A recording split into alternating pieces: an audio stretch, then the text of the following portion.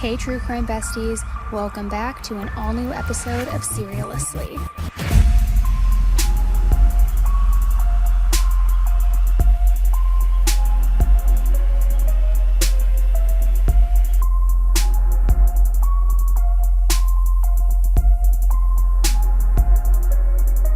Hey everybody, welcome back to an all-new episode of Seriously with me, Annie Elise, your true crime bestie. I am here to break down another case for you. And guys, the case we're talking about today is one you may be familiar with. You might be. Some of you might not be.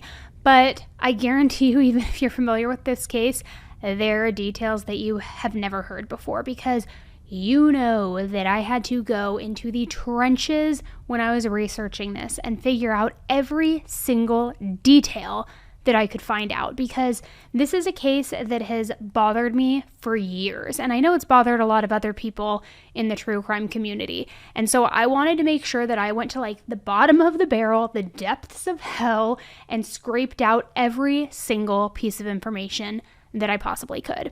Now, I also will say this before we get into it, that today's case is one of the more disturbing and honestly unbelievable cases that we've talked about in quite a while. It is a well-known case, as I mentioned, so you may have heard of it, you might have heard bits and pieces about it, and honestly, even I thought I knew the full story. But like I said, once I started researching it, the amount of just unnerving, twisted, and shocking details I discovered, it almost reminds me, I'm gonna say it guys, of Chris Watts. Except maybe even worse actually, if you can even imagine that. And I know that I often say, oh, this case has a bunch of twists and turns, but truly, even if you think you know everything about this case, buckle up, and we are going to get right into it. So this case takes us back to 2009, when Susan and Josh Powell, a seemingly happily married church-going couple, were living in West Valley City, Utah. There, they were raising their two little boys, 4-year-old Charlie and 2-year-old Braden. On Monday, December 7th, 2009, Josh got home around dinner time with both Charlie and Braden. They had just come back from a father-son camping trip. But when they got home, something was wrong. The police were at the house. Now, apparently that morning when the boys didn't get dropped off at daycare like they usually would, the daycare tried to get a hold of Susan and Josh, but neither of them answered their phones. So then, the daycare got a hold of the boys' emergency contacts, Josh's mom and Josh's sister. They, too, tried calling Susan and Josh, but again, neither of them answered, which this really started to freak them out. So they went over to Josh and Susan's house to make sure that everything was okay. But when they got there, the door was locked, and nobody was answering when they knocked. So finally, they called the police, and they asked them to come and do a welfare check. And when the police arrived, they tried knocking on the door as well. But again, nobody was answering. So this was becoming really weird. The boys didn't go to daycare, nobody was home, and now the police were learning that Susan never went to work that day either, which was extremely, extremely unlike her. Now at that point, Josh's mom, his sister, and the police thought that the only possible explanation in all of this was that the family had died from carbon monoxide poisoning, figuring what other reason would they not be answering the door? Why wouldn't Susan have gone to work? Why wouldn't the boys have gone to daycare? So with that, they felt like they really had no other choice but to break into the house. However, when the police were able to finally get inside by breaking a window, there was very loud music playing, but nobody in the family could be found anywhere in this house. In fact, it looked like the house had been completely undisturbed. Except there was one thing that stood out to the police: a wet spot on the carpet with 2 air fans positioned perfectly pointing at it trying to dry this spot. They also found a wet spot on the loveseat. So when Josh was pulling into his driveway, he had no idea that his family had been reported missing all day. And within minutes of the boys and Josh arriving home, there was kind of this brief sense of relief. Everybody was okay, the boys were back, this was just some huge misunderstanding. Except that feeling of relief went away almost as fast as it came, because Susan was still missing. So as I'm sure you can imagine, when Josh returned home from his camping trip without Susan, he was almost immediately brought into the West Valley police station to speak with the detectives.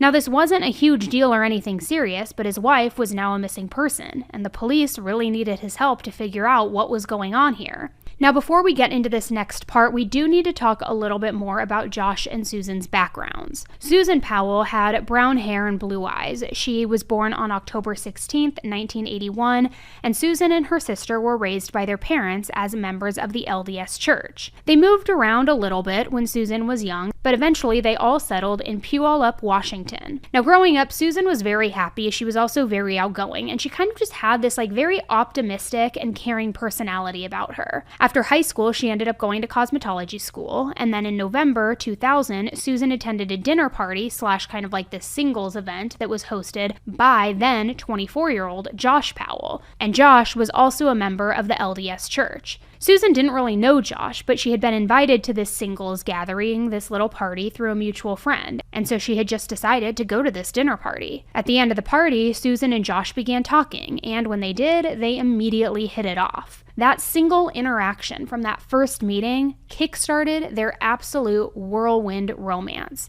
And by the following April, that spring, they were married at a Mormon temple. So as I briefly mentioned, overall, Susan had a pretty normal upbringing, but the same couldn't be said for Josh. So Josh was born on January 20th, 1976, to Steve and Terry Powell. He also grew up in Puyallup, Washington. And as I mentioned, he and his siblings were also raised in the LDS Church. When Josh was 16 years old, his parents ended up filing for divorce, and according to the court documents, their divorce involved not only serious conflicts over parenting and also religion, but there were also very disturbing allegations of violence, polygamy, and even witchcraft.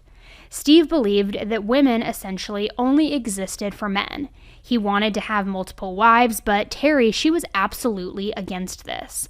So not only did Josh and his siblings grow up watching his parents' very tumultuous, violent, and toxic relationship, but Steve started teaching his sons to share his views about women, that all women are essentially worthless, they should be obedient, that men are always the ones who are in control. And like most divorces, soon the biggest battle became a custody battle over the children. In court documents, Steve accused Terry of engaging in witchcraft because she had studied herbs and natural healing, and Steve said that she mixed this with her Mormon beliefs, and he used that as his proof that she was, quote, practicing witchcraft and devil worship. Meanwhile, Terry said that Steve shared with Josh and with his two brothers, the children, and claimed that Steve was this mentally unfit parent that needed true psychological help. What's also in the court documents is a very disturbing portrayal of Josh, who, remember, was just 16 years old at the time. Josh was described as a seriously troubled teen who had once attempted suicide, killed his pet gerbils, once threatened his mother with a butcher knife over an argument about dishes, and had also adopted his dad's disparaging views about women, which they say the expression is the apple doesn't fall far from the tree, but who knows if that would have necessarily been the path that Josh had taken had his dad not heavily tried to influence every single decision that Josh made and his way of thinking. And that's not to give any sort of pass or any sort of excuse here. Everybody certainly is capable of free will and making their own opinions. But Josh was just an impressionable kid and then teenager. And so here he's looking at his dad, who I would imagine he somewhat idolizes as a man, a parental figure, and he now is becoming very troubled himself. And it's no surprise that when Josh and Susan met in all of this, she had no idea about any of this, about any of the history, about any of the red flags, none of it. In her mind, she was marrying her Prince Charming, her life partner, the absolute soulmate to her counterpart, or whatever the expression would be. Now, shortly after getting married, they moved in with Josh's dad, Steve, the same one who had heavily influenced Josh growing up. And this was in South Hill, Washington. But here's where it starts to get really creepy. While living there, Steve developed a very creepy obsession with Susan, and that is putting it beyond mildly, guys. Okay, so Josh and Susan are married. She doesn't know anything about his past. They move in with his dad, and now Steve, his dad, is getting this weird obsession about Susan, his son's new wife. Now, Guys, when I say this man was truly depraved. I cannot emphasize this enough. Not only did he have this crush on Susan, but he frequently stole underwear from her drawers or from her laundry hamper, and he would with it. Her father-in-law, he would steal her dirty underwear and clean underwear as well, and with it. Like, what a beyond disgusting creep. He also constantly took photos of Susan, and Steve was actually known for being the kind of dad who always had his camcorder out. You know what, the one I'm talking about. And I say camcorder, which totally dates me, but you know, where they have it on their shoulder, they're videoing every single thing. He was always making these home movies, but instead of making home movies about the whole family or the whole house, he would just zoom in on Susan, and he would zoom in on her butt anytime she walked away, or he would just focus completely on her the entire time he was recording. At one point, he even set up a hidden camera in the bathroom so that he could record Susan all without her knowing. He even started collecting Susan's used cotton balls, the ones that she would use to remove her nail polish and then toss away in the garbage. He would collect used tampons, used pads, like a full-blown collection, guys. And there are actual pictures of this, not just allegations. It is truly unhinged.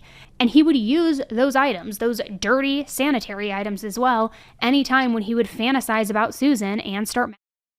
Now, if you're thinking, okay, Annie, that's revolting, that is foul, I've had about enough, I'm not even done yet, guys. So buckle up again.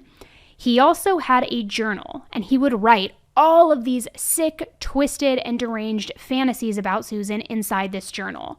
And he also had a video journal where he would actually talk about it in depth. He also videotaped himself sniffing Susan's underwear. I mean, just beyond disgusting. God, I worship her.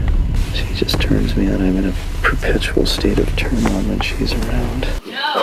Oh, move your hand. Move the box. This is a week after waxing. No hair. Hmm. Woo-hoo. I'm gonna do it. No, it's really pretty clear. Do me a favor when Josh gets home, show him this, okay? Okay. So I want to see what he says. You have a nice profile too. I hate my profile. Actually, it's really pretty. Here's my stash of pictures that I feel very fortunate to have. There she is, and I don't know when. This is another high school shot, probably. That's what she must have been wearing a couple of mornings ago when I was taping her, doing her makeup. Every time she takes a shower, I'm anxious to get into her laundry. It would be great to go to Colorado and see a different part of the U.S., you know? Yeah. I'm probably wrong, but I've really fallen in love with it. Maybe I'm interpreting something that I shouldn't be interpreting. You know, it just, for example, when we were sitting on the couch, it just felt like you were very, you know, I mean, I was extremely aroused, and I think you were somewhat aroused, at least I thought. I don't know where you're going with this. Susan,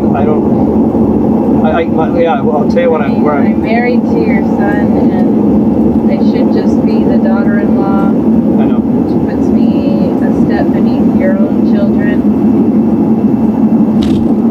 Okay. And that's where I'm comfortable. I was kind of meaning to talk to you about this. My own father doesn't kiss me, and you kiss me, and I didn't like that. That's Susan.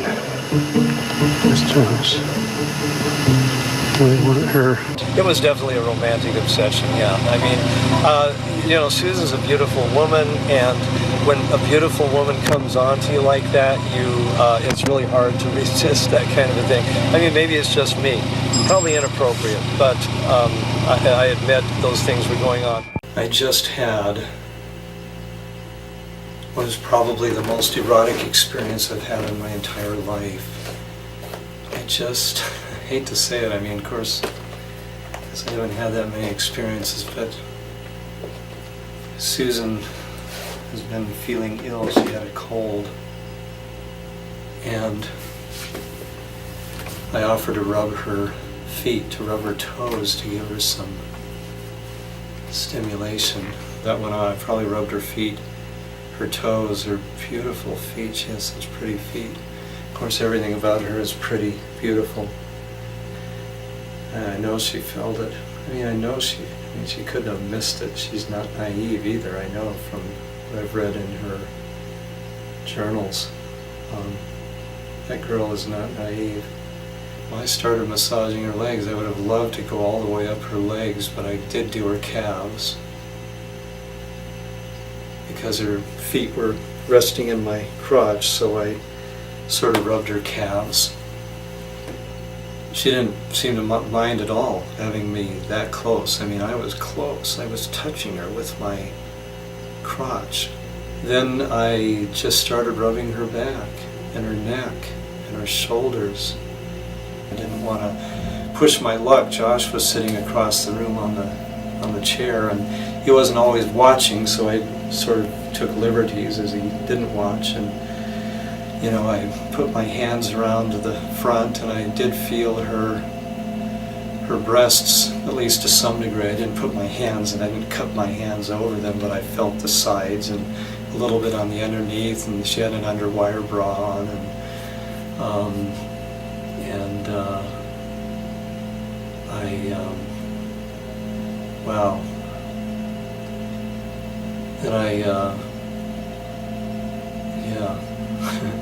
it's hard to remember everything I did. Man, I love that woman. She is so beautiful.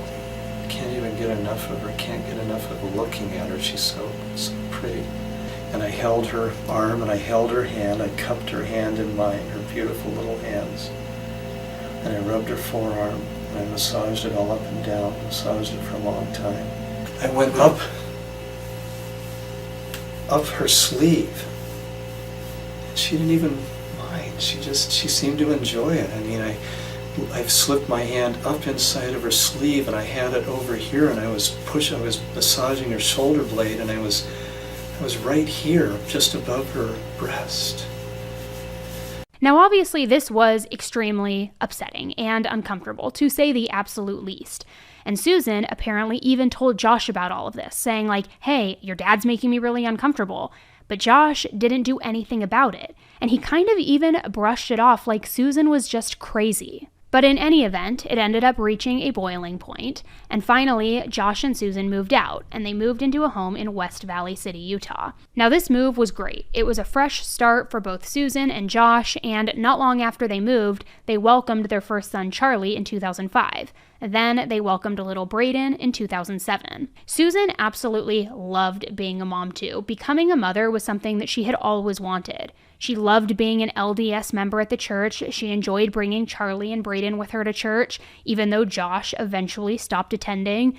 And on top of being a busy mom, Susan worked full-time. She worked at Wells Fargo while Josh worked as a computer programmer. Now, going back to the night when Josh came home with the boys from that camping trip, and Josh going to the police station, he answered a few questions, but he was pretty tired, so detectives ended up telling him, hey, go home, get some rest, come back in the morning, and you can finish answering some questions. So the next day, Josh came back into the police station, and this time he was in a more formal interview room. But again, he wasn't under arrest or anything at all. It was all totally voluntary, just talking with the detectives. And Josh spent nearly 4 hours talking with them, talking about his life, the night of Susan's disappearance, and kind of honestly just a whole lot of nothing. Josh said that Susan hadn't been feeling well the night before, so that's why he had decided to get the boys out of the house for a little bit, take them on this father-son camping trip. But he said that other than her not feeling well in the evening, that Sunday was just like any typical Sunday for her. She went to church with her boys at Hunter 36, the LDS ward, and then later that afternoon, one of her neighbors came over for a visit. After the neighbor left, Josh ended up making breakfast for dinner, and then Susan started to lay down because she said she wasn't feeling well. But everything was pretty normal. Then later that evening, he went camping with the boys, and then when he got home the following day, he found out, just like everybody else, that Susan was now missing. Which, okay, fair enough, that could make sense, that is plausible. But then the detectives asked Josh why he was a no-show at his job and why he took the kids out on a Monday morning from daycare. Josh claimed that he didn't realize that it was Monday. He thought that it was still Sunday, or that it had been Sunday, I should say, which I have to say is pretty odd since he had just said that morning before that Susan went to church, and it's pretty standard that church is on a Sunday. But anyways, in any event, detectives just kind of moved on, and they just wanted to hear more about what sparked this random one-day camping trip in December, no less, in Utah with 2 toddlers. And Josh said that Susan was asleep and that he left her at the house around at 12:30 a.m. so that he could go camping with his sons. And let me just say, guys, I am a parent of 2 toddlers, and on no planet am I packing up my 2 kids at midnight, after midnight, in the depths of winter to go on a camping trip on a whim on a Sunday night. Something is weird. And that's not the only strange and kind of unbelievable thing about this whole story. The night before, there was also a huge snowstorm. But Josh insisted that he had generators and he had other camping gear and he wanted to try it out and they'd be warm and it wasn't that big of a deal. But again, I'm sorry, who in their absolute right mind wakes up a 2-year-old and a 4-year-old in the middle of the night during a blizzard to go camping? So then the detective said, okay, sure, I'll roll with this, but where did you go camping? The detective then asked more questions, asking where he stopped, what direction he went, and how exactly Susan was supposed to get to work since they shared a car. And here's how Josh responded. Did you make arrangements? Did you guys talk about arrangements for her getting to work? I was thinking it was going to be Sunday, and I didn't even think about work. Probably about it. Okay. And what time did you guys, what time did you say you left your house? Seemed like it was 1:30 or 2. Okay. And so you leave the house. I just need to know the exact route, what you took, where you went. If you stopped and got fuel, if you stopped to get food, if you stopped anywhere, I need to know where you stopped. So walk me through your route, where you stopped. I don't think I stopped anywhere. Where you went. I just went through Tooele and headed south. Okay. So I need to know your route. I mean, I need to know like where, you say you went through Tooele, you can get to Tooele 2 different ways. How did 80. you get to Tooele? Okay. So you left your house and you used Interstate 80? Yeah. To Tooele? Okay. And I mean, I just headed south. And found my way onto a Pony Express route, and that was it. Then I just pulled off into some trail. So you just took I-80, went through Tooele, and you went to the Pony Express route, and you didn't stop anywhere? No, I don't think so. Okay. So you're saying you already had a full tank of gas, you didn't have to fill up? Yeah. Yeah, what? Yeah, I had a tank of gas. Okay. So you didn't have to... I think I might have gotten it the day before or the day of or something, I don't remember. Okay. So you drove out the Pony Express trail, you didn't, no stop for food, gas, nothing, right? Okay. And you get the Pony Express trail, obviously go east, or sorry, west, right? Yeah. And how far west do you go? I honestly Do you wasn't even think- paying attention, but I just drive, and if anything looks good. I've honestly, to be honest with you, I've never been out there. I need to make a trip. I haven't been out there too I haven't often. been out there, so It's a nasty I don't know. road. Okay, but so I don't know if there's like any landmarks, if there's camping There's grounds not. all along the road. I don't If there's, think so. are there roads that come off of the Pony Express Trail and go south and north? No. No. There's just trails that you can, I don't know, I've only been out there 3 or 4 times. and- Okay, well, you've been out there most recent before I mean, Yeah. pretty recent, right? Yeah. Okay, so you're... But it was also snowing, and so I was pretty focused on the road, Okay. looking for a turnoff. Like I say, I just found a trail, and Were you concerned with the snow, knowing that there was a snowstorm coming in? Yeah, I was. In a minivan? Actually, the minivan handles like a 4x4. Okay. Yeah, you can go some serious off-roading with that minivan. Okay. So, I mean, wasn't that a concern with the storm coming in and it was already snowing? it wasn't already snowing when I left. No, it was snowing when you got out It there. was, yeah. And so I was watching the road and I'm going, how thick is this going to get? Mm-hmm. And then I thought, well, you know, what are the odds that it'll be anything that'll get us stuck out there? Mm-hmm. You know, and we have the generator and the heaters, and so it's like, well, we can risk it. Yeah. We're already here, what the heck, you know? Okay. So about how far do you think you went west on the trail? If you had to guess. I don't know. Maybe 20 miles, or who knows. Okay. So maybe 20 miles. Okay. And then just walk me through from that point all the way up until you left that area. Well, I just stopped, set up the generator just on a tarp, and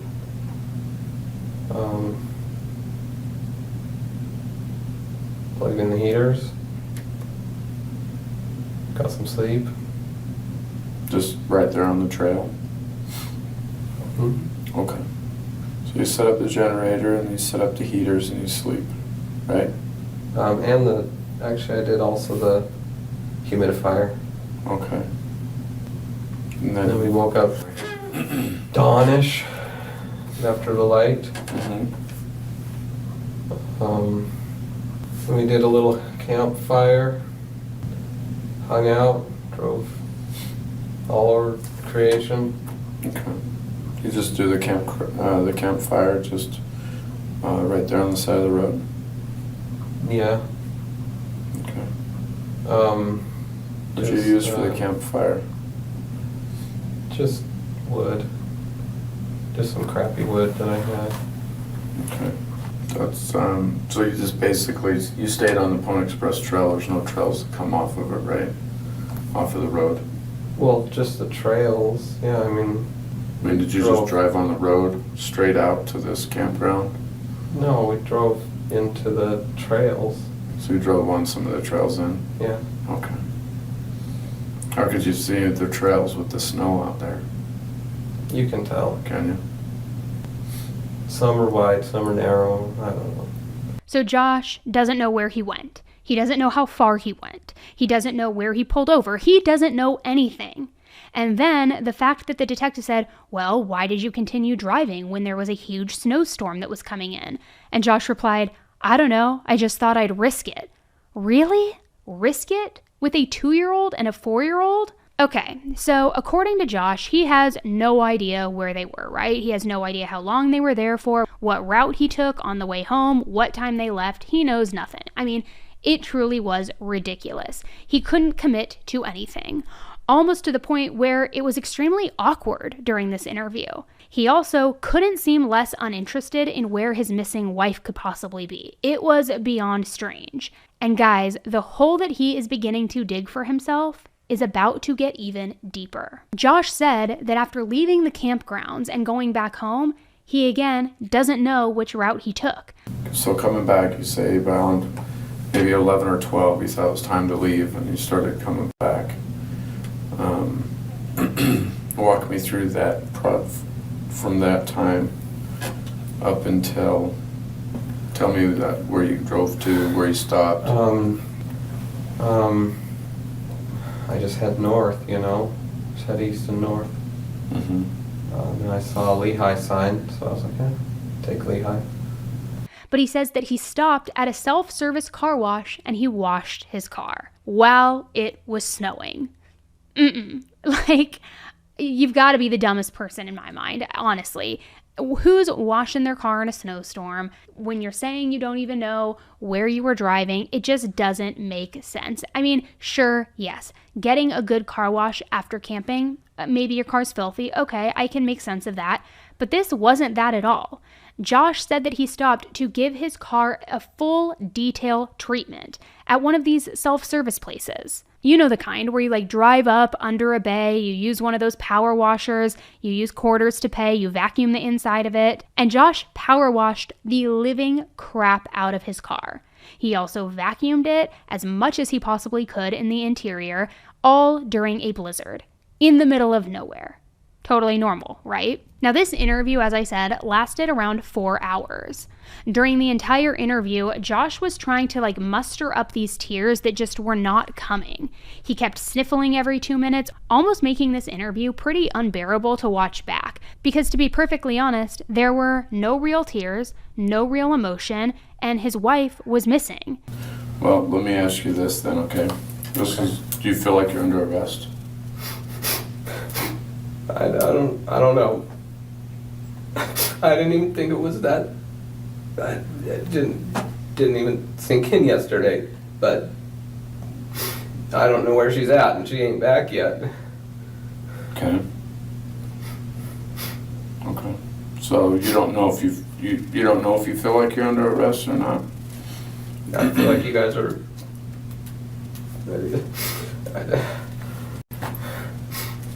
I mean, I already told you guys everything I can think of, and I haven't. Oh, and I did think of only one thing. She has another friend that I wasn't even thinking of. It's one of her closest friends, is Kiersey. Okay. Well, let me explain something to you, Josh, okay? But I can't even think straight. Okay. Let me explain something to you. You're not under arrest, okay? If you were under arrest, I would have came to your home, I would have put handcuffs on you, and I would have brought you here, okay? So understand that right now, you're not under arrest for anything, okay? The problem that we have and what we're investigating is what? A missing person, right? You're right. And that missing person being your wife. And initially this all turned out to be basically missing people, an entire family. And that's why we were notified, okay? Okay. And that's why we were at your home. That's why we broke the window into your home to make sure that if there was anybody in there that they were okay, okay? This report came from your mom, which is obviously very concerned, and that was started by the daycare provider. By the way, she has a key to my house. Okay. The daycare provider has a key, so I don't know why they had to break the window when she started it and she had a key. Okay, well, that was not brought to our attention, obviously. Okay. So the concern here is obviously, and you mentioned that we talked. And by the way, we spoke yesterday, got some general stuff from you. All right. Okay. I mean, what do you want us to do? Do you not want us to talk to you? Do you not want us to talk to anybody and just leave you alone and hope that she shows up? Is that what you want us to do? No. Okay. I mean, I'm just trying to do my job. You know what I'm saying? Who's the closest person to her? Who's the closest person to her? Who? That's me. Exactly. So you're telling me that you do not want to come in here and talk to me and answer my questions so we can try to figure out where potentially she could be. They told me that I should have an attorney because you don't know what's going on. They said that I'm, pretty much in over my head. Okay. You're in over your head because your wife is missing. Because you guys are already trying to trap me on little things, like my hands, for one. Taking pictures of your hands showing that there's no serious injuries to your hands is trapping you how? Well, when you guys were doing it, you're telling me you I asked you where you got the nick on your knuckle. Well, and you explained that it was dry skin. Okay, makes sense. Dry skin and work. I mean, I just work. Like I said, you don't have to be here. If you don't want to be here, you can leave. I didn't force you to come here, and I'm not forcing you to stay. Okay? If you don't want to talk, you can leave. You're not under arrest. I haven't read your... I think it would be a good idea to talk, but I think it might be a good idea to have an attorney. What's an attorney going to do for you? I don't know. Answer your questions for you. I don't need the answers from an attorney. I need the answers from the husband that's closest to this missing person, to Susan. You know her better than I do. You know her better than anybody because you guys have been living together, you're married. Who should I look at as a suspect? I can't think of anyone who's... Can't think of anyone. Who should I look at as a person of interest? Who should I start talking to? Just as much as I've been talking to you, who should I talk to? That much. Because you're saying that, you know, you're concerned because we've been talking to you for so long. Well, that's not really a concern. Okay. Because it's only... My perception is I'm trying to get as much information as I can get. And, you know, when I get up and I leave, I go out and I share information. If there's any new information, okay, he states that she works here, that, you know, let's get a hold of Linda. Let's see if Linda may have heard from him. You know what I'm saying? I mean, what, are you concerned as far, what's your thoughts on what we're doing to find her? You haven't even inquired as to what we're doing. You guys do, except you already told me that you checked the hospitals and you've talked to everyone we know. And what else do you do? He seemed more upset that the window of his house was broken, and he kept bringing that up over and over and over again. Yeah, and so I was kind of pissed off that they broke the window. Like I was trying to fix that window. They busted a window in my house. Oh, yeah, who did? Yeah, they broke a window. Apparently See, in the I don't morning. know. I don't know anything about this case. I'm just here. Josh came off as totally uninterested, and he acted like he couldn't remember anything at all, as if he just had the absolute worst memory in the world, yet none of the stuff that the police had been asking him were things that he would have zero recollection or memory of, because most of the questions that were asked all pertained to things that he had done in the last 24 to 48 hours. It wasn't like they were asking him something about 5 or 10 years ago. You talked earlier about how kind of sporadic throughout the day or the afternoon you were packing the vehicle and getting things ready for this trip. Tell me everything that you packed and put inside the vehicle.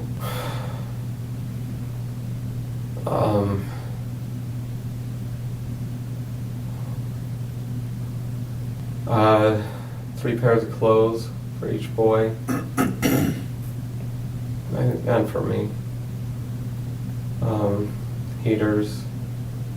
I actually grabbed the humidifier because, you know, it's pretty nasty this time of year.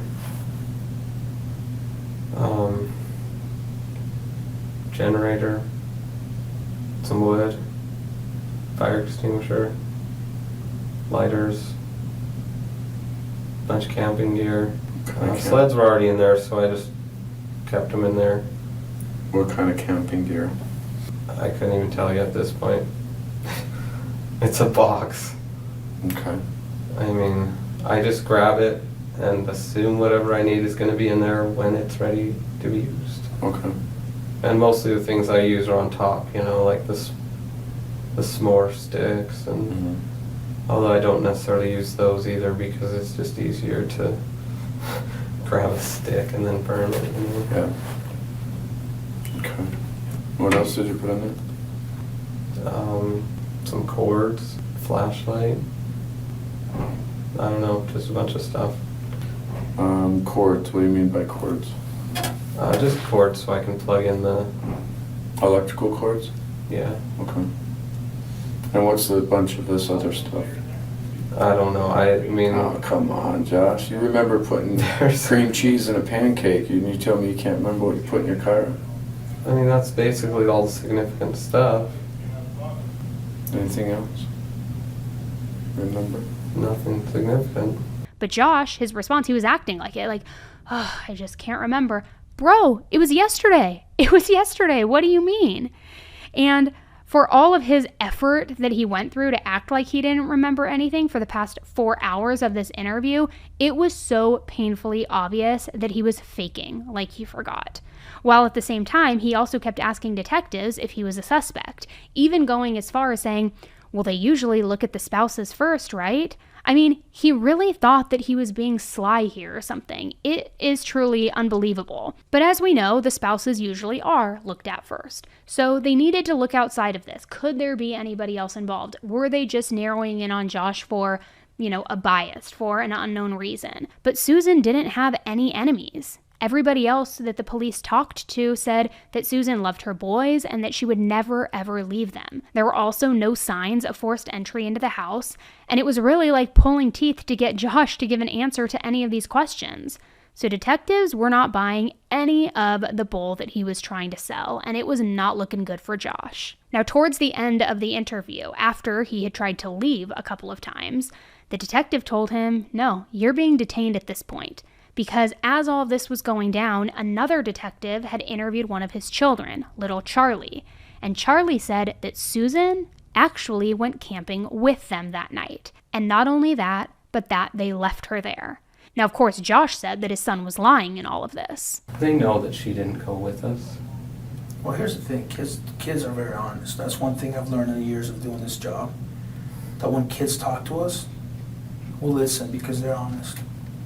And they never lie. They don't make things up. So if they're saying they were with you, they were with you. Okay? She was with you. So I have to believe the kids. So now it's going to be up to you if you want to help us find her and help us get to the bottom of what really happened here. That's what we're here for, okay? We're going to find out either way, with your help or without your help. I honestly don't need your help. I feel confident enough in my investigation and his investigation and everybody else involved. We have great detectives in this department that will find out what happened. We'll get to the bottom of this with your help or without your help. So I want to give you the opportunity to help us and tell us what really happened. Because you're the only one that knows. Nothing that happened. She was not with us. And if my kids said that... So your kids lie then? Do your kids lie? Sometimes they do. I mean, if they said that she was with us, they know that's not true. So if they and say... if they said that she was with us, then I guess that would put her out the Pony Express. Okay, and that's my concern. That's our concern. It is cold outside. And if there's any way we can help her, we can help her right now if you help us out. No, she was not with us. I didn't leave her at the Pony Express. I didn't just take her out and drop her off or even do anything. So detectives did interview Charlie that same day, and a lot more information came from that interview than what came from Josh's interview. Charlie was only 4 years old at the time, so the detectives knew that they had to take his age into consideration, of course. But he said that he did in fact go camping with his brother and his dad, but he said that his mom was there also, but that she didn't make it home with them. Okay, so Charlie, when you guys came home from camping, who came home with you? My dad. And my mom stayed at Dinosaur National Park. Your mom stayed there? Yeah. How do you know your mom stayed? Because I was coming. Because you were coming? Yeah. So your mom stayed at the park? Yeah. Where did she stay at the park? Do you know where? She stayed at Dinosaur National Park. Do you know where at the park? No? No. My mom stayed where a crystals are. Where what are? Where crystals are. The crystals? Yeah. Crystals? Yeah. Is that what you're saying? Crystals? Yeah. Your mom stayed where the crystals are? Yeah. Is that what you said? Yeah. Okay. Truthfully, Charlie's statement was pretty eerie, but the police didn't really know what to make of it or whether or not what he was saying had any sort of truth to it, because even though he was saying things that were in line with what Josh had said happened, He also said a lot of stuff that would have been impossible, like they went on an airplane ride to go get to the campsite. And remember, he was also 4 years old, and Charlie sounded like your typical 4-year-old, just full of imagination, full of making up stories in your mind, but also possibly and probably some truth sprinkled in throughout those stories. So when he was interviewed again the following day, the detective referred to his mom by her real name, by Susan, and he kept bringing her up, trying to get Charlie to speak more about this alleged camping trip. And then at one point, Charlie said that they couldn't talk about Susan. We can't talk about Susan or camping. I always keep things as secrets. Well, when we talk about your mom, we can't keep that a secret because your mom would want us to talk about her. Who told you can't talk about your mom? No, I guess my brain told me. Your brain told you that? Well, your brain needs to tell you that it's okay to talk about your mom because we want to find your mom. So in order to find your mom, we got to talk about it. We are doing blessings. You're doing blessings? Yeah, but then but it's okay that I keep a secret because we are doing blessings. You know what? It's not okay to keep secrets if it will help us find your mom. So we need to talk about those secrets. Did somebody tell you to keep a secret? No, only my brain did. Your brain did? What else did your brain tell you about the secret?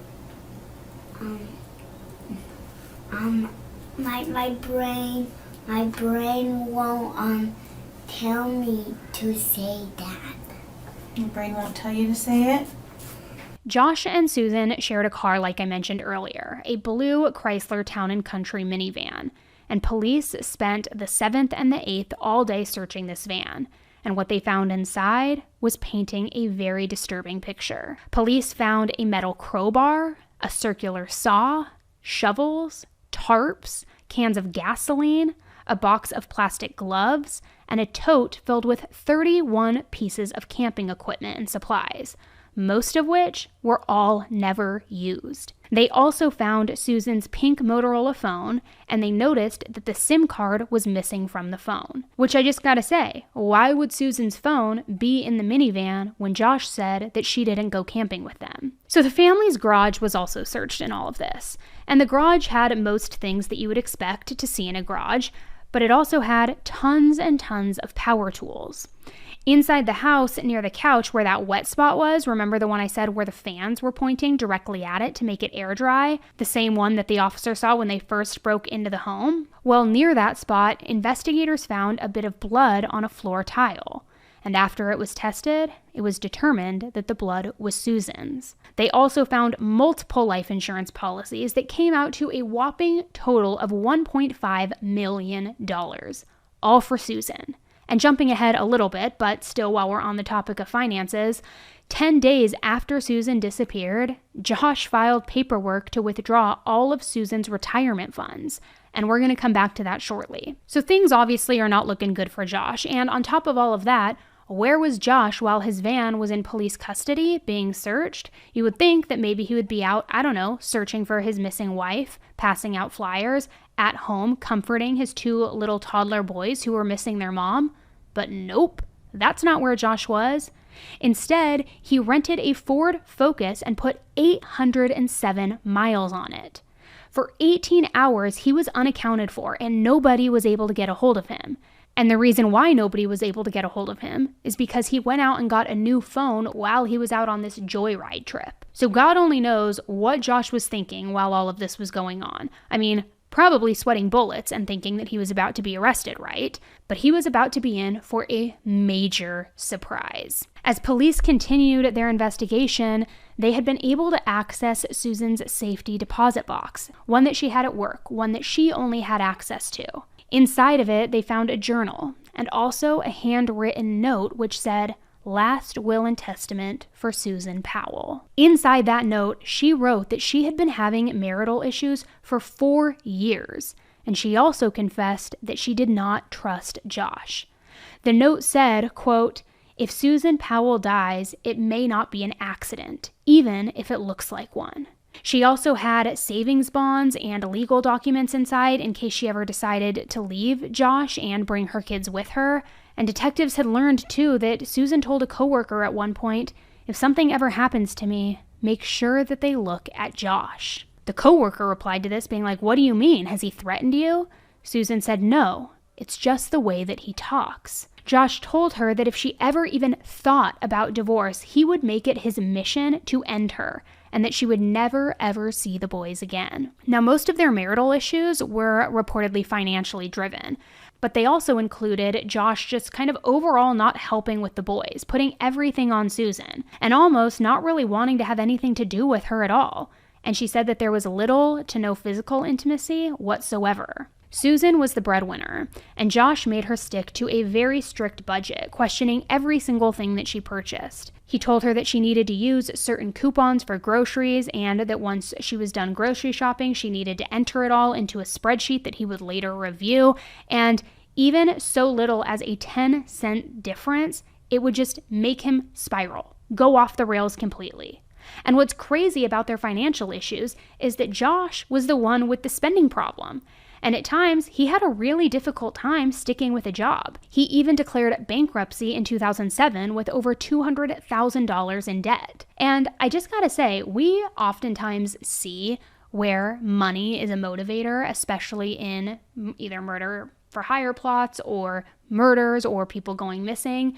But we also see that when there is a certain level of control over one person who exudes the control, who wants to be the one making all the decisions, oftentimes we do see where they are so strict with spending, just like it was said that Josh was, where they need to know where every single penny is going, yet they're the ones either frivolously spending or they're the ones off having affairs. It is just beyond. Now, remember those video journals I mentioned about Josh's creepy-ass dad? Well, Susan also made her own video journals, and in hers, she was documenting the way that Josh treated her. She documented what assets were hers in the house. I mean, she documented all of it. It was like she made this perfect paper trail of evidence for the police to follow so that they could uncover the truth. This is me. July 29th, 2008. It is 12:33 Mountain Time. Covering all my bases, making sure that if something happens to me or my family or all of us, that our assets are documented. Hope everything works out and we're all happy and live happily ever after as much as that's possible. Charlie, say hi. Today is Tuesday, July 29th, 2008, and we are in the 6254 West Sarah Circle house. This is me. Hi. Sorry. And it is, can you see that? 11:44 a.m. And I am documenting all our assets just in case of any emergencies, fire, flood, damage, disputes. And we have 2 Samsung monitors. And this is Josh's computer, and there's some type of backup device and speakers. And here's the kind of pimping out stuff he's done to his computer. He built it himself. I think there's like 5 hard drives, something about doing raids. There's those for all the computer geeks. And Josh locked this, but this is all of his files. See, locked. Those are his files. And he bought expensive stuff, like these are, I think this was like a couple of $1,000 of, like, it says graphic design templates by Stock Layouts or something like that. Alright, here's our unfinished basement. We bought 3,000 pounds of wheat, and these are buckets of wheat. Here is a rigid saw. I don't know the differences. I think this is a chop saw. Oh, there we go. It says miter saw utility vehicle, MSUV. Oh, that's the holding thing of it.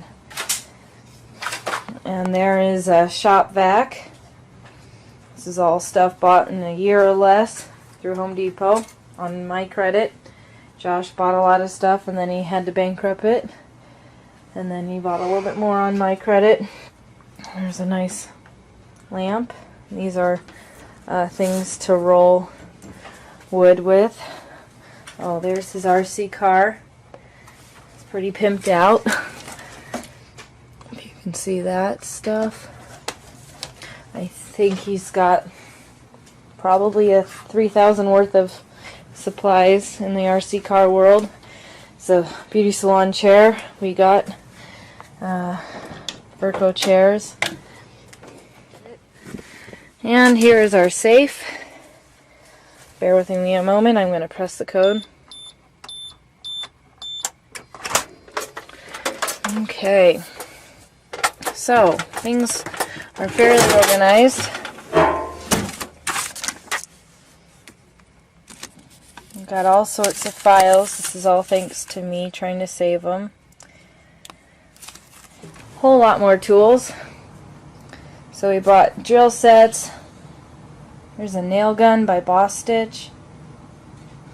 There's a rigid small drill, a Milwaukee drill, a rigid, I think that's a sander of some sort. There's another rigid saw, paint supplies. This is all of Josh's RC car stuff. You are with me. I'm told it's like worth $3,000. There's more RC car parts. Yeah, we got that rigid step ladder. There's some fans. Okay, now we're upstairs. Here's another saw, or I mean drill. There's another RC car and remote. Here's a laptop. So it's expansion port 3. I don't know what kind it is. There's part of the phone. Books. These are the ones that we felt should be out. These books my mom gave me, beautiful brown encyclopedias. There's a wedding picture. This remote, I guess, is like $300. Justified by a babysitter to be able to run our TV. Let go of my leg. Okay, so Josh built this entertainment center. Speakers, 5.1 surround sound. Be quiet, Charlie. So,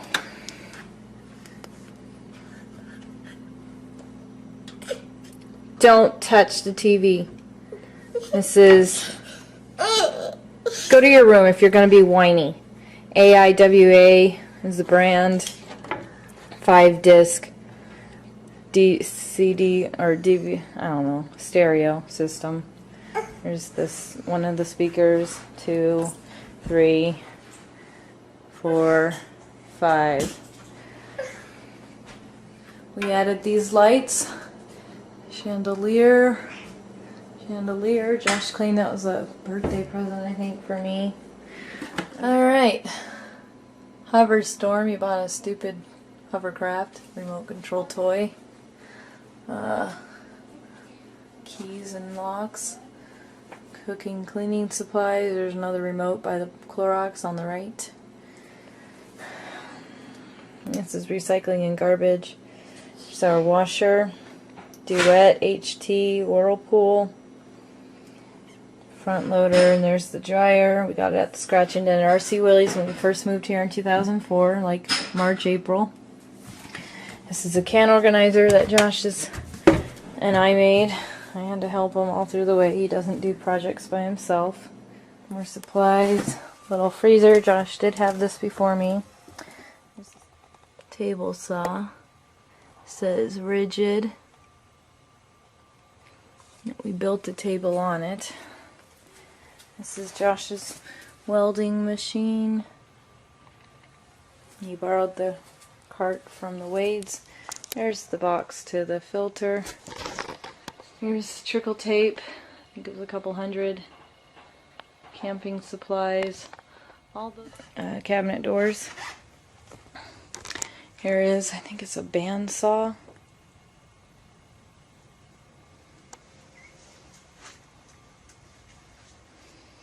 All expensive stuff that we bought.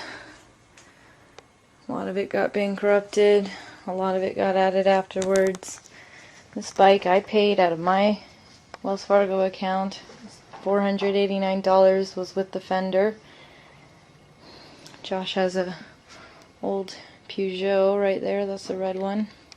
Here's the rest of the 3,000 pounds of wheat. So, another saw, drill or nail gun or whatever. There's a sander, brushes, some type of saw, an iron, lights, sanders, drills. I don't know what that thing is. That's a Dremel. Those are cases of something.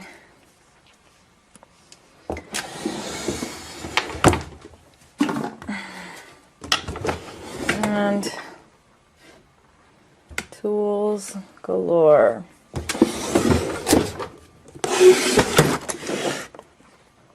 More tools galore. Our scratch and dent furniture that we got from R.C. Willey's when we moved in the house in 2004, like March, April. This is a $3,000 rocker glider. My parents lent us the money for. We still owe them, I think, $3,000. This bathroom. Josh felt the need to pull the mirror out and cut more holes in the wall.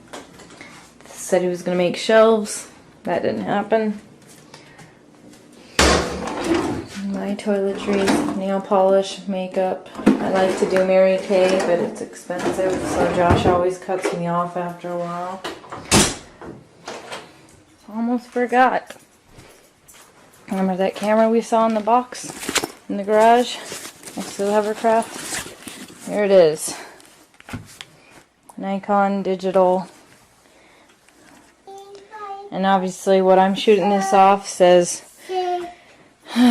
JVC hard disk camcorder micro S HD 30 GB 7 to 37 hours 4 recording modes hybrid Everio conical Minolta lens. Police then searched the campground that Josh had claimed he had taken his sons to the night that Susan presumably disappeared, but there was so much snow there that the search team was unable to properly locate any evidence. They couldn't even get a definite answer as to whether or not Josh was ever there. However, one of the things that Charlie said in his interview about his mom staying at the campgrounds was, quote, where the crystals grow. And that could have been a geode site about 30 minutes away from this area.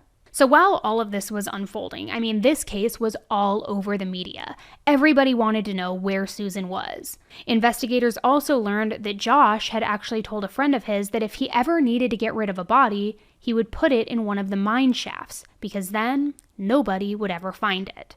Which I will say, it never ceases to amaze me when people, after the fact, it comes out that they've confided in a friend or a family member of, you know, if I ever wanted to get rid of a body, here's how I would do it. Or if I ever wanted to commit the perfect murder, here's exactly what I would do. It's like, if you're planning to do that, keep it to yourself. You're telling on yourself. You are such a complete and utter moron. So a couple of days after all of this, Josh was supposed to be interviewed by police for a third time. However, instead of being interviewed, he hired Scott Williams, a defense attorney, and he skipped out on meeting with the police entirely. One day after Josh hired that attorney, on Tuesday, December 15th, he was officially identified as a person of interest, but no arrest. So then, 3 days later, Josh headed up to Washington with the two boys so that he could go see his dad, Steve, for Christmas. Now, even though Josh didn't want to come in for another interview, he was having some conversations with the police, and he let them know that he was only going away for the holiday and that he was going to be back soon. Then, as the holiday season ended and it was the beginning of a new year, it was now almost a month since Susan had disappeared. A social media campaign was started on January 4th, 2010 via Facebook, Twitter, and YouTube, and all of Susan's family and friends were trying to raise awareness about the case, trying to get answers for Susan, trying to figure out where Susan was. Now, the point of the campaign, first and foremost, was of course to find Susan, but it was also to keep her name in the news, to keep her in the headlines so that the story would not fade away. But Josh, he was not at all involved in this campaign. And in fact, many of the people who were in charge of it did not trust Josh's story of innocence. Not at all. Now, at this point, we know that there were some financial issues with them, but at no point did he say that they were separating, that they were on the outs. So if you are trying to portray this loving marriage and there not being any serious issues, why aren't you out searching for your wife? Why aren't you helping campaign for your wife?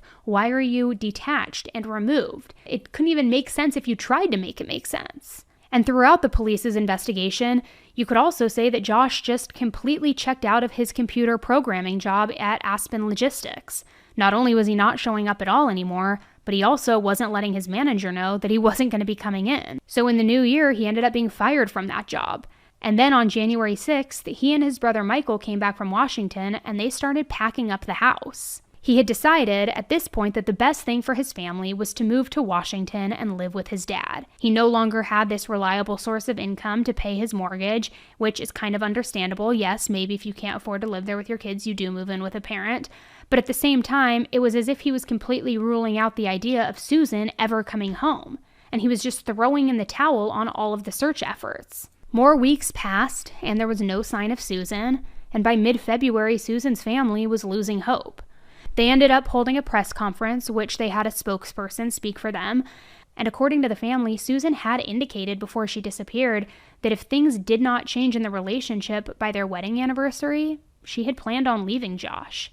The spokesperson said, quote, "It was a threat that he repeatedly had made to her, including controlling her use of the car, denying her access to the family finances, even though she's the one who brought in most of the money, repeatedly sabotaging her parenting efforts, and even governing which groceries she could buy." However, one of Susan's friends said that she had been threatening divorce due to Josh not being involved in the church like he had once been. Susan wanted Josh to get back into their LDS religion like he was when they first started dating. And during the press conference, it also came out that Susan's sons now lived just within minutes of Susan's parents now that they were in Washington.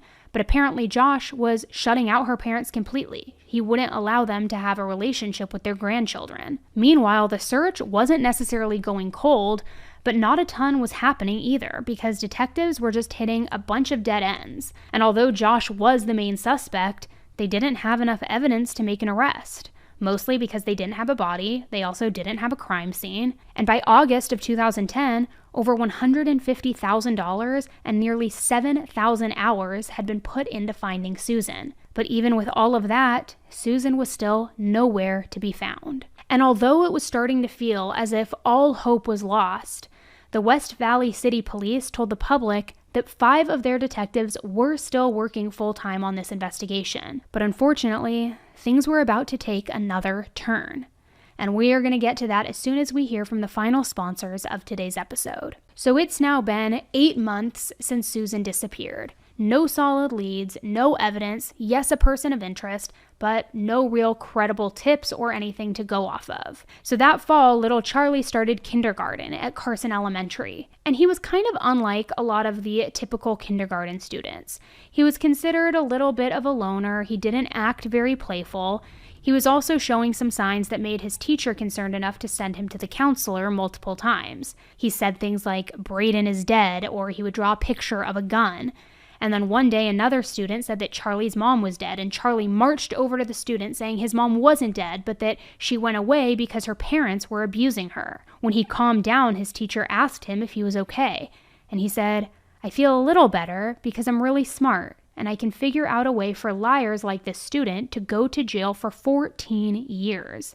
Which seems like a very oddly specific thing for a 5-year-old boy to say. Charlie also drew extremely disturbing pictures that made Susan's parents almost absolutely certain that he witnessed his mother's death. He also told the counselor that his mom only lived a mile away, but that his grandparents, Susan's parents, were Mormon, and that they abused Susan. Charlie talked a lot about hating Mormons and how Mormons killed Braden and also killed his mom, and eventually Josh started coming into the classroom, and he would just sit there, uninvited, almost as though he was monitoring his son, monitoring everything he was saying. The teacher would ask him to leave, but he wouldn't. It was almost as if he was afraid that Charlie would say something incriminating against him. Josh also gave a letter to the school with names of people who were not allowed to see Charlie. The list included not only Susan's parents, but also Susan herself. Susan's parents also believed that the reason that Josh didn't want the boys to be with them is because he was worried that they might say something, they might slip up.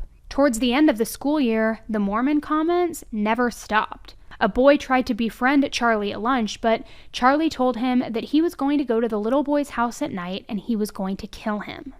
When asked why he would say that, why he would say such a thing, he said that he wanted to kill the boy because he's Mormon, and they kill people.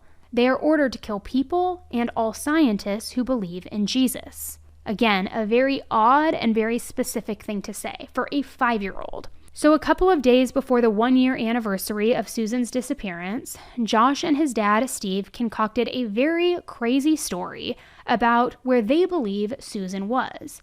A story that they ended up publishing on susanpowell.org. Now, susanpowell.org first seemed like a website that was dedicated to resources, to information, to different search updates about Susan, but then it became clear that this website was acting like nothing more than a mouthpiece for the Powell family, constantly blaming Susan's family for smearing Josh in the press and making him the scapegoat so that nobody would know about the abuse that they were putting their daughter through, which, let me just clarify too, Susan's family never abused her, not in any sort of way. This website claimed that Susan was now in Brazil so that she could start this new life with a man named Steve Koecker. Steve had disappeared a week after Susan did, but the thing was, Susan didn't even know Steve, and neither did anybody else. Literally, the only thing that they had in common is that they were close in age, they were both part of the LDS faith, and they were both missing. That's literally it. Josh's dad even went as far as to say that since Susan had a cosmetology degree, she would have easily been able to disguise herself and also disguise Steve while they were fleeing the country. I mean, talk about a stretch. And this was not the end of his bizarre behavior. Not at all. In July of 2011, he went on the Today Show so that he could talk about Susan, and he fueled this narrative of her running off to Brazil with some other guy. He fueled this even more, even though at that point police knew that there wasn't any truth to it. But he said that he had read through 2,000 pages of Susan's journal, the journal that she had kept as a teenager up until she was 20 years old. Now, why and how he had access to her journal is beyond me, but he said, quote, "The journal shows that Susan would have definitely done what we suspect she's done. I don't think that she was abducted, and I obviously don't think that she was murdered. I don't think she committed suicide either. People don't know that there are two distinct sides to Susan. She was an open person, in a sexual way, with the opposite sex." And what made this even sicker was that Steve said that he was planning on publishing her journal online for everybody to see. Her father-in-law, the same creep that had been videoing her, masturbating to her underwear. I mean, what on earth? This is a clear smear campaign, right? So Josh and his dad had a ton of issues with Susan's family. I mean, clearly. The whole susanpowell.org website was one, the journal ordeal was another one, but the number one issue was the fact that Josh was keeping their grandchildren away for no reason. One time, Josh was at Lowe's, the hardware store, and he was there with the kids, and he ran into Susan's dad, Chuck. Chuck asked if he could give the boys a hug, and Josh spinned the story and said that Chuck mouthed the words, "You're dead," And then Josh went to go see a judge so that he could get a restraining order against him, which was ordered on August 23rd, 2011. It ordered Chuck to stay 500 feet away from the boys' school, and for both Josh and Chuck to stay at least 500 feet away from each other. And during all of this, Josh actually had the audacity to sit down with ABC News in August of 2011 to do an interview about the case. Did you kill your wife? No. Their family seemed picture perfect. 2 beautiful children, a home in a peaceful Salt Lake City suburb. But when Susan Powell suddenly vanished in December 2009, all eyes turned to her husband, Josh, who eventually became the only person of interest according to police. Did you have anything to do with the disappearance of your wife? No. Nothing? Nothing. What is the truth? People who know me know that I'm a good dad. I work hard. I put my sons first. I was a good husband. I took care of my family. And I see you're still wearing your wedding band. Yeah. And during it, he was asked if he still loved his wife. You still love her? Yeah. I guess you could say that I still love her. The following day, a search warrant was executed for Steve's house. Police had searched the home before, but with Steve there giving consent. Steve was out of town now when they arrived, but Josh was there. And apparently, Josh's brother John was the one that answered the door. And guys, he was completely naked, not wearing any clothes when he answered the door. Nobody was under arrest, but the police ended up taking a ton of items from the house, such as pictures, VHS tapes, computer equipment, and so much more. During this search, they also found all of Steve's journal entries, which were long and very, very incriminating against his son, Josh. Steve had written in his journal from day one that he believed that Josh was the one involved in Susan's disappearance. At one point, he said, quote, "I doubt Susan is alive, and I doubt Josh's hands are clean." Soon after this search, a 10-day search took place near Topaz Mountain in Utah. People had their hopes up thinking that Susan's body might have been recovered because police were reporting that human remains had been found. But shortly after announcing that, they backtracked, saying that cadaver dogs were alerting them to the scent of human remains. During the search, the investigators then found what they called a shallow grave, and it had close to 100 charred wood chips in it. And they believed that the wood chips were what had the scent of human remains. But again, nothing really came from this search. Then, an arrest finally was made on September 22nd, 2011. But it is not for what you would think. The arrest was for Steve, Josh's dad, and it was regarding 14 counts of voyeurism and also possession of child pornography, which, if you don't know what voyeurism is, its definition is the practice of gaining sexual pleasure from watching others when they're naked or when they're engaged in sexual activity. So, basically, what he had been doing to Susan, but worse because he had continued this sick behavior on total strangers, and he also had child material. And not only did they find child over 2,000 photos to be exact, which is beyond sickening, but they also found photos that were taken using a telephoto lens, photos of his 2 young neighbor girls from a few years ago, who were just 8 and 10 years old in these photos.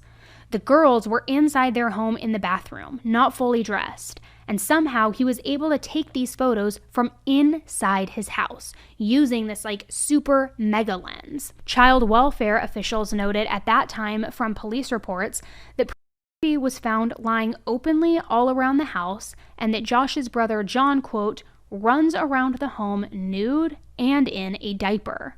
Now, first of all, John, his brother, is an adult, so your guess is as good as mine for why the hell he goes wearing a diaper around and nothing else and running around, but sounds a little fetishy to me, not to kink shame anybody, but sounds a little bizarre. And also, when police had searched John's room, they found all kinds of weapons and even disturbing drawings of women being raped by swords.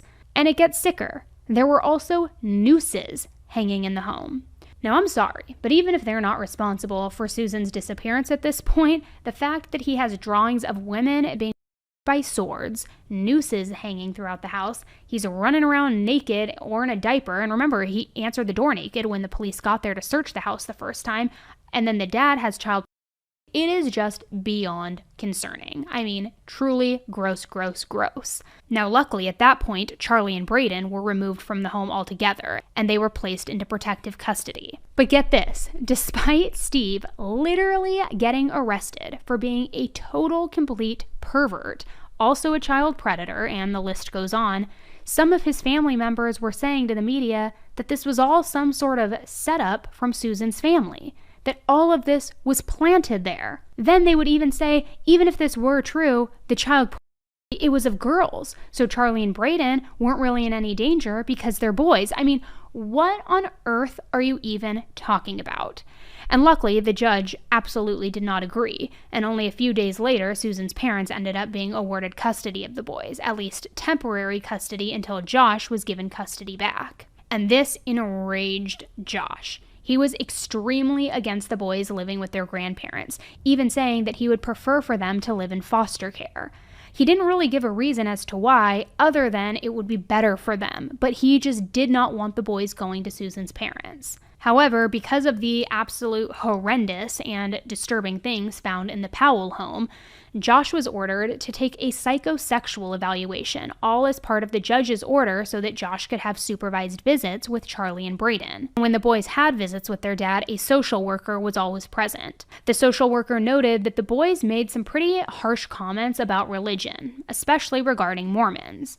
Charlie told the social worker at one point, "Do you know what I hate? I hate Jesus. He is made up and fake." Both of the boys told the social worker that they heard all of this from, you guessed it, their dad, Josh. Charlie said to the social worker the following day, quote, "Mormons are trying to steal me." He went on to say that the reason that they moved to Utah was because a Mormon was attempting to steal him and take him to the desert. And Charlie's cryptic comments just continued. He said that his grandparents, Susan's parents, were abusing him and Josh. However, the social worker could tell that Charlie was just being spoon-fed all of this information from Josh. All of these lies were coming from his dad, Josh. Susan's dad, Chuck, told the social worker that he and his wife, Judy, were having a really hard time getting Charlie and Braden to bed because they wanted to sleep without any clothing or any underwear on. They would say that their dad would let them walk around naked and that they wanted to go by his rules, which again, it's just a little bit unsettling when you put all of the information into context. And in that same report, Chuck and Judy mentioned that both Charlie and Braden were saying other disturbing sexual comments. Just very sad for these two innocent boys who it seems as though were just completely manipulated by their father and their paternal grandfather. So after SusanPowell.org stopped posting, another very slanderous website was made by yet another crazy Powell family member. This time, it was Josh's brother Michael. The site was all about shaming the West Valley City Police Department and also shaming Susan's parents. Michael felt that his family were the ones being slandered through this whole investigation, and he even stuck up for his dad, Creepy Steve, who was still awaiting trial at this point. He said that one of Josh's sons was being abused by Susan's parents and that they were in danger. And the whole thing was just completely unhinged lies, and luckily the website didn't stay up too long. Then Josh had another custody hearing on February 1st, 2012, but he didn't get the news that he was hoping for.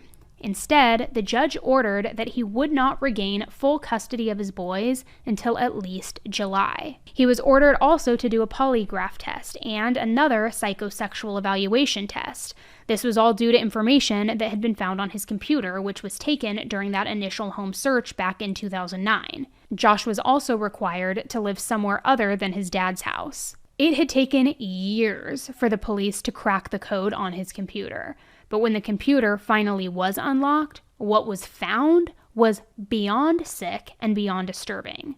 There were cartoon pictures of characters from Rugrats, SpongeBob, The Simpsons, Flintstones, and other well-known characters, and they were all engaged in sexual activity, including incest, group sex, and sodomy. The report also said that they found, quote, mother on son, mother on daughter, father on daughter, and family group sex. and that the reviewed images indicate someone's fantasy view of having sex with children. Look, any sort of predator on a child is bad enough. When you bring incest into it, it is like a whole nother sick and twisted level. It is truly grotesque. The psychologist who wrote this report also says that there appears to be a pattern of poor sexual boundaries between the family members. Now, Josh, of course, denied ever going onto that site, which depicted children like that, and he said he had no idea where these images came from. But he did agree to do these evaluations in order to get his sons back full-time. So things seemed to be calming down for the boys a little bit, and their life was now beginning to have some semblance of normalcy. But a social worker was required to make regular visits to Susan's parents' house to see how Charlie and Braden were acclimating to the custody arrangement. And on February 3rd, 2012, when the social worker visited, Charlie and Braden, they were thrilled to show off their new room, their new toys, and all of this new extra space. All in all, things seemed to be going pretty well for the boys. Then, 2 days later, Josh was scheduled to have supervised visits with Charlie and Braden. This was on February 5th, 2012. Susan's parents, as I'm sure you can imagine, were less than thrilled about this visit, and the boys had actually told their grandparents that morning that they didn't want to see their dad, but there was nothing that they could do since it was court-ordered. So the social worker drove the boys to Josh's new house. Whether or not Josh actually lived there full-time is another story. Neighbors said that they hardly ever saw Josh's car or any cars there at all. So after the social worker arrived, she got the boys out of the car, and the boys ran to the door. Josh let the boys inside. He told them that he had a surprise for them, but then he shut the door, and he locked it, locking the social worker out. The social worker began banging on the door, but Josh would not let her in. So then she called 911. Hey, I'm on a supervised visitation for a court-ordered visit, and something really weird has happened. The kids went into the house, and the parent, the biological parent, whose name is Josh Powell, will not let me in the door. What should I do? What's the address? It's 8119, and I think it's 89th. I don't know what the address is. Okay, that's pretty important for me to know. I'm sorry, I can't. Just a minute. Let me get in my car and see if I can find it. Nothing like this has ever happened before at these visitations, so I'm really shocked. And I could hear one of the kids crying, but he still wouldn't let me in. Okay, it is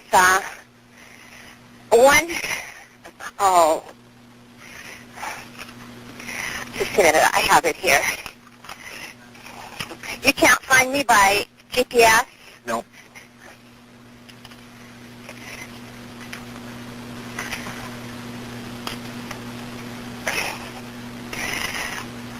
Okay, it is, I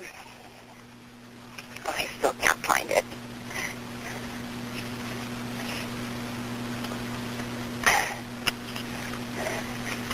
But I think I need help right away.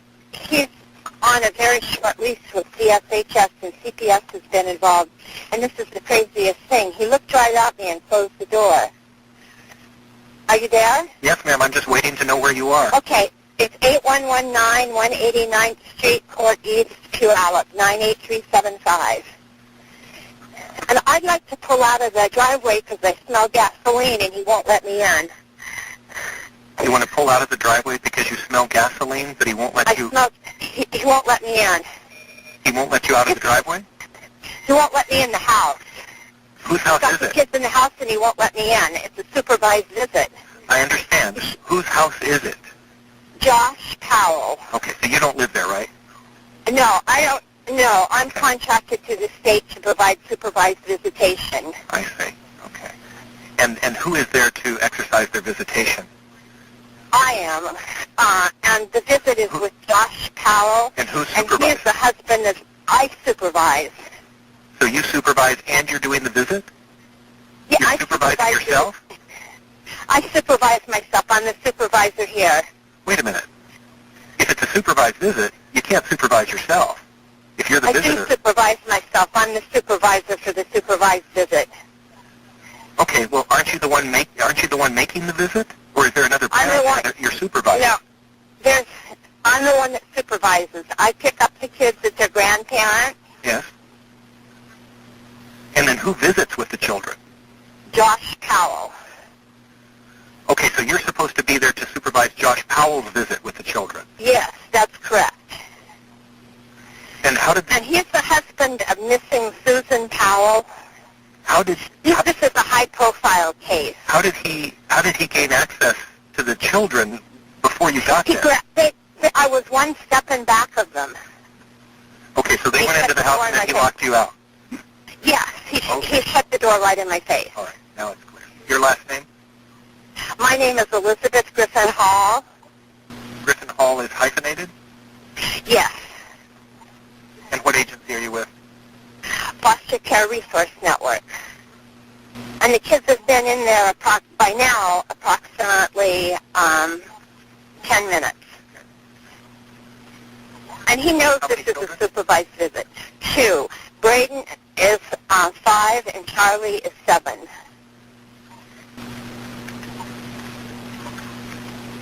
And the dad's last name?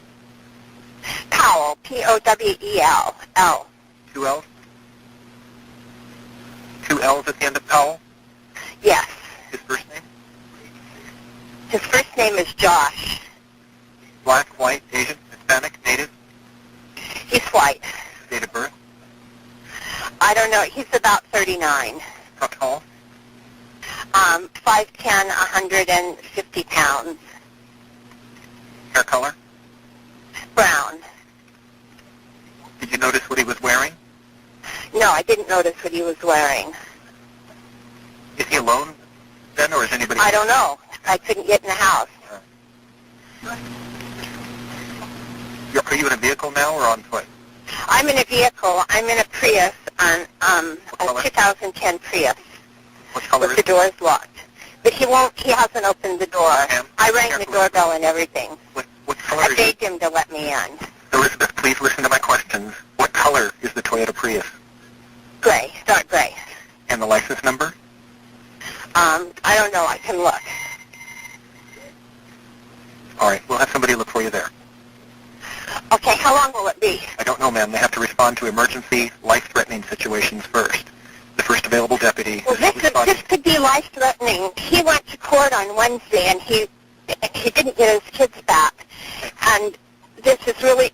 I'm afraid for their lives. Okay, has he threatened the lives of the children previously? I have no idea. All right, we'll have the first available deputy contact you. Thank you. Bye. Ma'am, were you calling about the fire in the 8200 block of 188th Street, Florida? The house. He blew up the house and the kids. He didn't ever leave the house. He just opened the door. The kids were one step ahead of me. They're 5 and 7. They were one step ahead of me, and he slammed the door in my face. And you think he might have done this intentionally? Yes. Fire, there's a house on fire explosion. The house just blew up and it's on fire. Firefighters take just 3 minutes to arrive. At nearly the same time, Powell's sister Alina is also calling 911, terrified. She's just received his final voicemail. I am not able to live without my son. I'm sorry to everyone I've hurt. Goodbye. I'm terrified to drive over. I'm afraid of seeing something. I don't want to see it. It was absolutely devastating. Josh's house exploded. All of the walls of the home were on fire, and the explosion itself was so big that it made the neighbor's house shake. Later that evening, when the smoke went down, the bodies of Charlie, Braden, and Josh were found inside the home. And in a very sick and horrible detail, guys, it makes me sick to my stomach, sorry, a medical examiner determined that Josh had used a hatchet to make, quote, chop-like wounds at the boys' heads and necks. It wasn't that he would just set the house on fire and that would be the cause of death. He used a hatchet on his 2 little boys. However, ultimately, that's not what killed them, because Josh, Braden, and Charlie's causes of death was carbon monoxide poisoning. And when I tell you I hate Josh, guys, every fiber of my being is like tingling right now because I just hate this monster so much. I hope that this perverted, monstrous freak is rotting in hell. I mean, why? Why would he do this? And I am not trying to be crass here, guys, but kill yourself. Take your own life. Leave your innocent children out of all of this. The fact that the social worker said on that 911 call that she could hear the boys crying, it makes my soul die a little bit inside. It truly does. I cannot even imagine what those sweet little boys' last moments were like. And nobody should ever have to think about that. No parent should ever put their children through something like that. The only silver lining in any of this, if there is one to be found, is that the boys are most likely with Susan somewhere now in heaven. Now, I do want to go back to that god-awful police dispatcher. He later said that he felt bad and he regretted his lack of urgency and that he could never forget this. Which, let me just say, you know who else can never forget this? The traumatized social worker who was standing outside and watched that house go up in flames. Also, Susan's family, the boys' maternal grandparents. Later on, investigators learned that Josh had actually been planning this whole horrific annihilation of his boys before the boys had even come. Before the boys arrived, he had doused the house with 10 gallons of gasoline. He gave away all of the boys' toys to Goodwill. He made arrangements for any of his financial obligations to be taken care of. And then just 10 minutes before the explosion, he sent an email that said, "I'm not able to live without my sons, and I'm not able to go on anymore. I'm sorry to everyone that I've hurt." So this news was just completely devastating for Susan's family. They were, of course, absolutely heartbroken. Now, because Susan was always a missing person and never declared dead, Josh was never able to get the claim to the life insurance policy that he took out on her. And get this, after Josh's death, his family actually had the freaking nerve to sue to have control of Susan's estate so that they could legally declare her as dead and get the money. And yes, you heard me correctly, guys. They are such sick, twisted monsters. However, Susan's parents countersued, and luckily they were awarded Susan's estate. Steve's trial, Josh's dad, took place in June of 2012, where he was sentenced to 2.5 years in prison for the voyeurism charges. Although the jury did find him guilty and convicted him on the child pornography charges, the judge said that the photos weren't considered sexually explicit, so those charges ended up being dismissed. And guys, let me just mention, those photos that weren't deemed sexually explicit were the ones of those little girls in their bathroom getting dressed. How on earth does that equate? But in 2014, the State Court of Appeals reversed the judge's findings regarding the photos, and Steve was convicted in 2015 for child pornography, and he was sentenced to an additional 5 years in prison, which good riddance. However, after just 2 years and good behavior, he was released in 2017. And then, 1 year later after his release, he died in the hospital of a heart attack. Which, see ya. Not long after that, Michael, Josh's brother, committed suicide. And many people believe that the reason that Michael committed suicide is because he assisted Josh with Susan's murder, and that he put her body in the trunk of his car, and that he was feeling shame, guilt, all of these emotions. He got rid of that car, but police were able to find it at a junkyard, and cadaver dogs hit the trunk for the smell of human remains. So when the heat was starting to finally turn up on him for his involvement, that led to him committing suicide. I want to be clear, that's just a theory, but some people believe that that was his way out. Some say it was the guilt and the shame, but some think it's because the walls were closing in. So you can come to your own conclusions with that. Susan's parents sued the State Department of Social and Health Services, claiming that the department was negligent with their grandchildren, and that the negligence was partially the reason that the boys died that day. They believed that there should be laws preventing a parent that is suspected of murder from having custody of children. And honestly, I agree. In 2020, they were awarded nearly $98 million. Sadly, today, Susan has still never been found. She was only 28 years old when she was last seen alive. In 2022, bones were found in a Utah mine, but they were discovered to be that of an animal. A pair of pants was also found in that same area, but the DNA that was found on the pants were from a male. A piece of a blouse material and a sock were also found, but they were not submitted. However, Susan's family asked if they could be tested just in case. Susan's dad has said that he thinks that Josh was capable of dismembering Susan and then scattering her remains in various different locations, especially after what he did to his own children. He believes that Josh's brother Michael also acted as an accomplice to Susan's murder. And Susan has now been missing for over 14 years, guys. A memorial was put up in Woodbine Cemetery with an angel on top a marble slab which reads, Angel of Hope. Susan's parents created the Susan Cox Foundation, whose mission is to help families with a no-cost media consulting service to bring their loved ones home. This case is just beyond tragic and heartbreaking. I mean, to think that Susan was foreshadowing her future before anybody else knew it was going to happen, but she knew that she was in danger. It is so terrifying. And poor Charlie and Braden were taken into the lion's den by someone who was supposed to love them unconditionally. It is absolutely gut-wrenching to think about how if they had ever charged Josh formally with any of this, there's a good chance that Charlie and Braden would still be alive today, that they would still be with their grandparents. There was just never enough to charge Josh. Had they been able to, maybe this outcome would have been very different. And guys, there are so many questions that I still have with this case that I know will likely never be answered.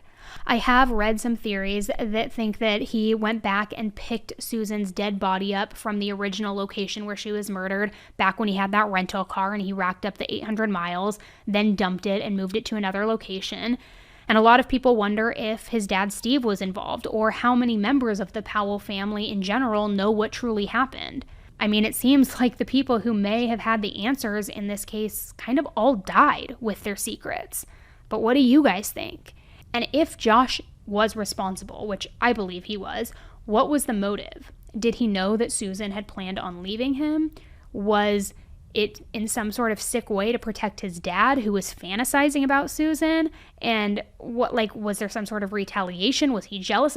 There's so many different twisted angles and elements to this. It's really hard to choose just one singular path. So I'm interested to hear from you what you think the truth is, what you think the motive was, and what really went down here. Now, if you're interested in learning more about this case and doing an even deeper dive, there is so much information out there. I highly recommend checking out the podcast Cold by KSL News. They have a ton of the original footage. They have clips. They have a lot of the clips that were used in this episode. So I'm going to put a link to that podcast in the show notes in case you want to do a deeper dive. Other than that, I just hope that one day Susan is found, that she is recovered, and that her family can finally begin to heal and have peace. It is just so tragic the way that this case turned. And from the jump, actually, the whole thing is just so sick and deranged. From the dad to Josh to the pornography to the weird brother in the diaper. I mean, talk about a very toxic and unhinged family, meaning the Powells, not Susan, obviously. Thank you guys so much for tuning into another episode of Seriously with me, Annie Elise. I will be back on the mic with you this Thursday with an exclusive audio-only episode where we are talking all things going on in the world of true crime, new cases, case updates, all the things. So if you're not following the podcast yet, make sure you take a quick second on whatever podcast app you use, hit the follow button. It's totally free, but that way you will be notified as soon as additional and new episodes drop. All right, guys, until the next one, be nice, don't kill people, and I will talk with you again very soon. All right, bye.